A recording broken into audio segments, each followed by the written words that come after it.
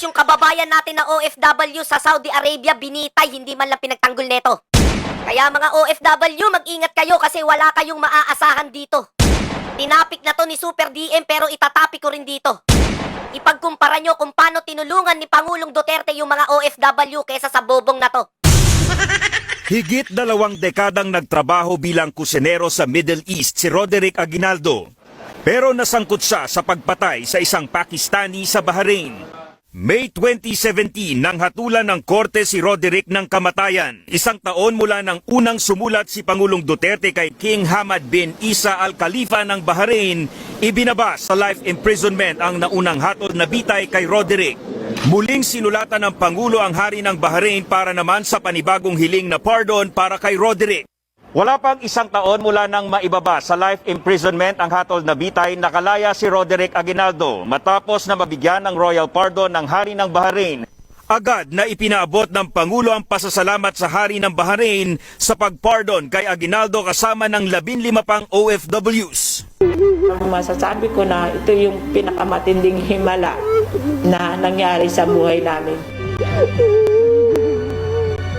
Ibinunyag naman ni Pangulong Duterte kung paano nailigtas sa parusang bitay ang Pinay overseas worker na si Jennifer Dalquez sa UAE. Ayon sa Pangulo, tinakot niya ang mga opisyal ng UAE na ipatitigil ang employment doon oras na bitayin ang ating kababayan. What I'm trying to say is, kung hindi ka walang mangyari talaga sa bayan na ito. Totoo lang. If you cannot say better behave.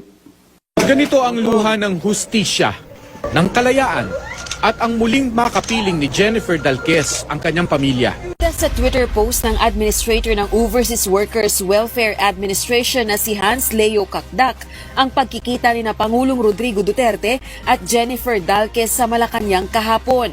Niyakap ni Dalquez ang punong ehekutibo. Batay sa tweet ni Kakdak, tearful at joyous ang pagkikita ng dalawa. Si Dalquez ang OFW na hinatulan ng death penalty ng United Arab Emirates sa kasong pagpatay sa kanyang amo. Sinaksak umano ni Dalquez ang kanyang amo matapos siyang pagtangkaang gahasain.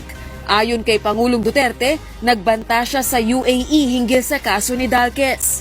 Sabi ko kasi, sabi ko, tayo ninyo yan. Sabihin ko sa inyo. Naginagpis ang magkakapatid na Dimapiles nang makumpirmang kapatid pala nila si Joanna Daniela Dimapiles ang natagpuan sa loob ng freezer sa Kuwait. What are you doing to my countrymen? And if I were to do it to your citizens here, would you be happy? No. Oh, parang pinirito ang gilitsyon. Is there something wrong with your culture? Is there something wrong with the values? Sa yung katawan. There will be no more recruitment for especially domestic helpers. Wala na. Pinamamadali ni Pangulong Duterte ang repatriation o pagpapauwi sa mga kababayan natin na gustong umuwi sa bansa. Hinatulan ng bitay ang mag-asawang pumatay sa OFW na si Joanna Demafelis. Sa kabila nito, hindi pa rin daw aalisin ng Pilipinas ang ipinatupad na OFW deployment ban sa Kuwait. Umaaksyon si Bini Santos.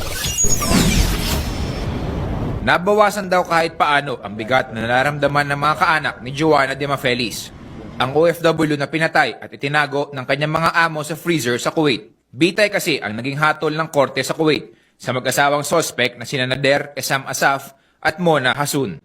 Sinalubong ni Pangulong Duterte ang mahigit 100 OFW na umuwi sa bansa mula Kuwait sa Naiya kagabi. Sila ang nag-apply ng amnesty kasunod ng anunsyong total deployment ban sa nasabing bansa. Hindi ko nagustuhan at saka hindi ko na masikmura. Sabi ko, pauwin mo lahat. Walang pera, mag-knockout ng aeroplano kung sino dyan. Basta pauwin mo lahat. I'd like to say that again, welcome. I love you as a Filipino. Mahal ko kayo. At hindi po ako papayag na samantalain kayo. Boom! Panis! Walang sinabi yung Marcos nyo sa Duterte. Ngayon, tingnan naman natin ngayon yung Marcos nyong pinagmamalaki. Kinumpirma ng Department of Foreign Affairs na binitay noong October 5 ang isang Pilipino sa Saudi Arabia dahil sa pagpatay sa isang Saudi national. Ayon kay Romel Romato, Charge d'Affaires Philippine Embassy sa Riyadh, isinagawa ang pagbitay ng walang abiso sa pamilya nito o sa embahada, alinsunod sa lokal na batas. Naharap ang Pilipino sa parusang kisas o retribution kaugnay ng alitan sa pera. We tried everything, and for many years, and the Saudi government really tried to look and to be sure that the judgment of hanging was actually deserved.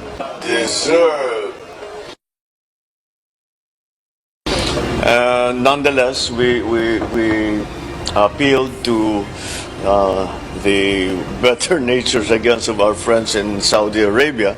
The law there is very strict, and one of ours has been taken away.